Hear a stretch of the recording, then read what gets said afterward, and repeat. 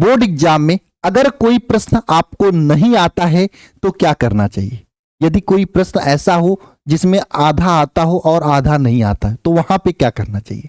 एक बात सुन लेना, अगर आपके दिमाग में आ रहा है छोड़ देना चाहिए, तो एक बात मेरी ध्यान से सुनना। किसी भी कीमत पर बोर्ड में, पेपर में जो क्वेश्चन दिया है, किसी भी क्वेश्चन को आपको छोड़कर नहीं आना है, चाहे क्वेश्चन आ रहा हो या नहीं आ रहा हो। अगर आप कोई क्वेश्चन छोड़कर आ जाते हो, अगर आपको कोई क्वेश्चन नहीं आ रहा उसे आप छोड़कर आ गए, तो आपको कुछ भी नंबर वहां नहीं मिलेगा। वहीं पर जो आज की इस वीडियो में आपको ट्रिक बताने जा रहा हूं, उस ट्रिक से आप वहां पे उस प्रश्न की जगह पर कुछ लिख कर आ जाते हो ना, तो पक्का 5 नंबर का प्रश्न होगा तो 1 से 2 नंबर 3 नंबर तो मिल ही जाएगा। तो आज का यह वीडियो आप सभी लोग पूरा देखिएगा। जिस ट्रिक को मैं बता रहा हूं प्यारे भाई बहनों, उस ट्रिक को जरूर सीखिएगा और सीख कर जाइएगा, बोर्ड परीक्षा में जबरदस्त तरीके से नंबर लेकर आएगा। और मैं आप सभी लोगों से कहना चाहता हूं, यूपी बोर्ड की जबरदस्त तैयारी के लिए आप सभी लोग सबसे पहले इस अल्फा इंस्टीट्यूट यूट्यूब चैनल को सब्सक्राइब कर लीजिए। नीचे कमेंट बॉक्स में टेलीग्राम, व्हाट्सएप चैनल का लिंक होगा, जरूर ज्वाइन कर लीजिएगा, क्योंकि अंतिम समय में यहां पे जो भी क्लासेज होती है उससे पूरा क्वेश्चन बोर्ड पेपर में फंसता है।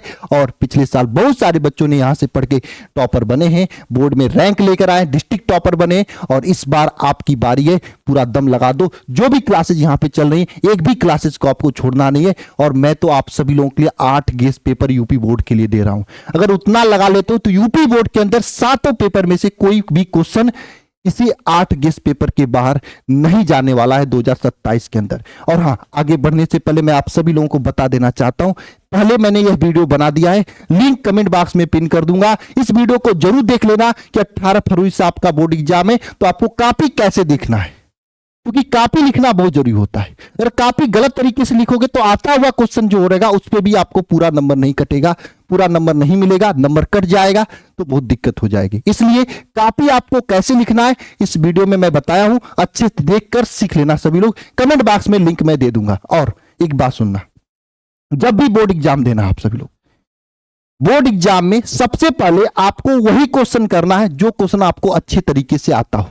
जो क्वेश्चन आपको नहीं आता उस क्वेश्चन को नहीं करना है, क्योंकि आप जानते हो first impression is last impression. तो कॉपी में शुरुआत में आपको क्वेश्चन नंबर सही तरीके से डाल के उस क्वेश्चन को सबसे पहले लिखना है जो क्वेश्चन आपको अच्छे तरीके से, बढ़िया तरीके से कंठस्थ है, अच्छे तरीके से आ रहा है ना, उसको बढ़िया राइटिंग में लिखना है। क्योंकि अच्छे राइटिंग में लिख दोगे वहां पे ना, तो मेरे प्यारे भाई बहन क्या होगा कि एग्जामिनर का जो दिमाग है ना उसी क्वेश्चन पे रह जाएगा। और देखिएगा बच्चा ने बहुत बढ़िया से लिखा है, सोचेगा कि इसी तरीके से लास्ट तक लिखा होगा, और राइटिंग बढ़ा के लिखी हो तो उसमें टिक करके आगे बढ़ेगा, है ना, दूसरे क्वेश्चन पे जाएगा। दूसरे क्वेश्चन में भी आपने बहुत बढ़िया से टपा के लिखा है, वहां पे भी टिक करके नंबर अच्छा मिलेगा। तो एग्जामिनर सोच लेगा 2-4 क्वेश्चन तक कि हाँ लड़का अच्छा है, बढ़िया बढ़िया लिखा है। उसके बाद क्या लिखना है, पहले तो उस प्रश्न को करना जो अच्छे से आ रहा है, उसके बाद क्या करना है, उस प्रश्न को करना है जो आपको आधा आ रहा है, और आधा में भी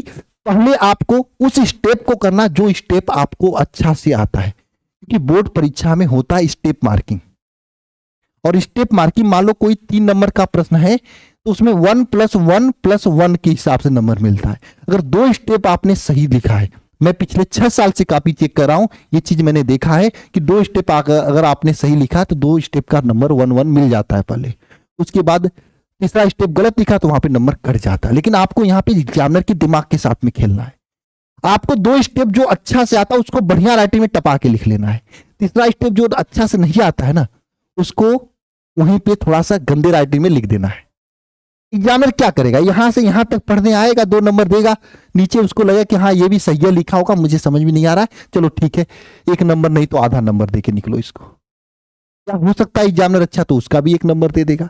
तो ये काम आपको करना है, वहां पे ट्रिक लगा देना है। जो आ रहा है उसको अच्छे राइटिंग में बढ़िया सुंदर सुंदर लिखना है, जो नहीं आ रहा उसको गुजिया के थोड़ा से गंदे राइटिंग में लिख देना कि एग्जामिनर पढ़ने का मन न करे, वहां पे आपको आंख बंद करके नंबर दे के आगे बढ़े। लेकिन ये तभी होगा जब आप आने वाले क्वेश्चन को बढ़िया से शुरुआत में लिखे रहे होंगे तब। और तीसरे नंबर पे अगर कोई ऐसा प्रश्न है जो आपको एकदम नहीं आ रहा है तो वहां पे क्या करना है, सबसे पहली बात, ऐसे प्रश्न को एकदम लास्ट में करना है। ऐसे प्रश्न को एकदम लास्ट में करना है। पहले ऐसे ही प्रश्न को करना जो आता है, और लास्ट में करना है और सबसे बड़ी चीज, ऐसे प्रश्न को देखकर घबराना आपको एकदम नहीं है, क्योंकि घबराने लगोगे तो फिर घबरा जाएगा काम। ऐसे प्रश्न को देखने के बाद आपको घबराना नहीं है, ऐसे प्रश्नों को लास्ट में करना है, ये बात याद रखना है। तीसरी बात, सबसे पहला काम ध्यान से पढ़ो कि प्रश्न में क्या पूछा है। कोई भी प्रश्न है उसमें ध्यान से 2 बार 3 बार पढ़ो कि पूछा क्या है ना। ध्यान से पढ़ने के बाद क्या करना है, आपको क्वेश्चन के बारे में थोड़ा मोड़ा पता चलेगा। थोड़ा मोड़ा पता चलने के बाद उस क्वेश्चन से रिलेटेड, उस चैप्टर में जो भी आपको आता है उसको पैराग्राफ के रूप में लिखना है। स्टेप मार्किंग के रूप में मत लिख देना कि हाँ स्टेप नंबर 1 स्टेप 2, नहीं, पैराग्राफ के रूप में पूरा कॉपी को भर के लिखना, ठीक है। तीसरी बात, पॉइंट वाइज आंसर आपको नहीं लिखना है। मैंने बोला स्टेप मार्किंग या पॉइंट वाइज आपको आंसर नहीं लिखना, ऐसे क्वेश्चन का आंसर पैराग्राफ के रूप में लिखना है। और चौथी बात, शुरू और अंतिम में बस आपको सही तरीके से लिखना है, बीच में कुछ भी लिख देना। मैंने कहा ना, जो चैप्टर का क्वेश्चन है उस चैप्टर से रिलेटेड शुरुआत में कुछ लिख देना, अंतिम में कुछ लिख देना, बीच में ABCD FGH कुछ भी भर देना। एग्जामिनर के पास इतनी लाखों कापियां होती हैं कि उसके पास समय नहीं होता है कि क्या लिखना है क्या पढ़ना है। वो शुरू लास्ट का पढ़ेगा, आंसर नंबर देके आगे निकलेगा। देखेगा राइटिंग खराब है, चलो ठीक है भैया राइटिंग खराब है, 5 नंबर का प्रश्न है, 3 नंबर ये 2 नंबर दे दो इसको, लेकिन आगे बढ़ो। जरा सोचो, जहां आपको कोई नंबर नहीं मिलने वाला था वहां पे 3 नंबर 2 नंबर मिल गया। तो इस ट्रिक से आपको काम करना है। और मैं आप सभी लोगों से कहना चाहता हूं, अगर आप यूपी बोर्ड से हो तो सबसे बड़ी बात काम करना कि आपको राइटिंग सुधारने की बहुत जरूरी है, क्योंकि राइटिंग पर सही नंबर होते हुए भी नंबर कट जाता है। अगर आपकी राइटिंग अच्छी नहीं है तो राइटिंग कैसे सुधार सकते हो ये जानना चाहते हो तो नीचे कमेंट बॉक्स में कमेंट कर देना और इस वीडियो को लाइक कर देना। अगर इस वीडियो पे 2000 लाइक हो जाएगा तो मैं इस पे वीडियो बना दूंगा कि आपको राइटिंग कैसे सुधारना है, ऐसा ट्रिक बताऊंगा कि जिससे राइटिंग आपकी सुधर जाएगी। और जो ट्रिक आज मैंने बताया है इसको जरूर फॉलो करना। पॉइंट वाइज आंसर न लिख के पैरा में लिखना, शुरू लास्ट में सही लिख देना, बीच में कुछ भी भर देना, नंबर पूरा मिलेगा, ठीक है। और अंतिम समय में अगर आपको जबरदस्त तैयारी करनी है तो आप यूपी बोर्ड के इस अंतिम प्रयास बैच से ज्वाइन हो सकते हैं, जहां पे आपको यूपी बोर्ड का 8 गेस्ट पेपर मिल रहा है, जिससे यूपी बोर्ड में 7 पेपर जो बनेगा उस पेपर के पूरे क्वेश्चन इसी 8 गेस्ट पेपर से मिल जाएगा, जो कि अंतिम प्रयास बैच में चल रहा है। इसको आप सभी लोग ज्वाइन करके अपनी तैयारी को जबरदस्त लेवल पर ले जा सकते हो। तो सभी प्यारे बच्चे जिन्हें अंतिम प्रयास बैच को ज्वाइन करना है इस नंबर पे कॉल कर सकते हैं, या फिर अल्फा इंस्टीट्यूट प्रो ऐप को डाउनलोड करके खुद से ज्वाइन कर सकते हैं, या फिर इस भी नंबर पे कॉल कर सकते हैं।